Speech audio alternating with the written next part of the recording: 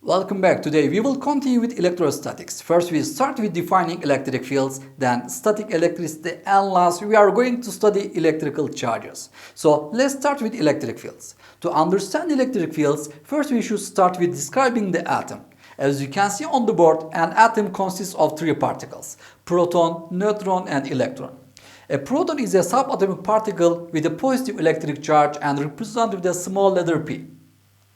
A neutron is also a subatomic particle with a no-net electric charge and represented with a small letter n. Protons and neutrons constitute the nuclei of atoms. Their properties and interactions are described by nuclear physics. An electron is also a subatomic particle with a negative electric charge and represented with a small letter e. It exhibits properties of both particles and waves, which means they can collide with other particles and can be diffracted like light. If the number of protons are greater than the number of electrons in an atom, that means that atom is positively charged. If the number of electrons are greater than the number of protons, that means the atom is negatively charged. And all of these called as ion.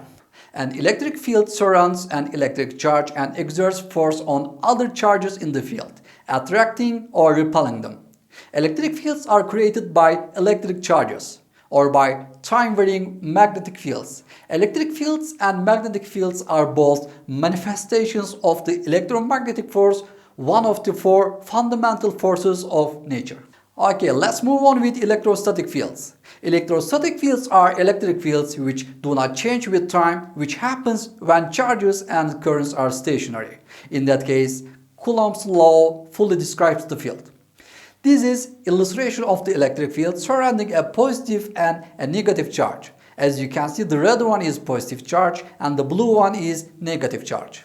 The other one is interaction between charges. As you can see on the board, when different charges attract each other, similar charges repel each other. Static electricity means stationary electric charges, and it causes an object to attract and repel other objects. Electric charges do not flow easily through every material. Conductor and insulator. A conductor transfers electric charge well, such as silver, copper, aluminium and iron are good conductors. Insulator. An insulator does not transfer electric charge well, such as rubber, glass, sand, plastic and wood. Grounding with a conducting wire. As you can see on the board, if a positive sphere is grounded to the earth with a wire, it attracts electrons from the earth through the wire and the sphere becomes neutral. If a negative conducting sphere is connected to Earth with a wire, the extra electrons on the sphere flow to the Earth and the sphere becomes neutral. Today our final subject is electric charge. We can conclude that materials can be charged in three ways: by friction, contact and induction. The first one is friction. It can be described as the transfer of electrons from uncharged object to another by rubbing. The other one is conduction.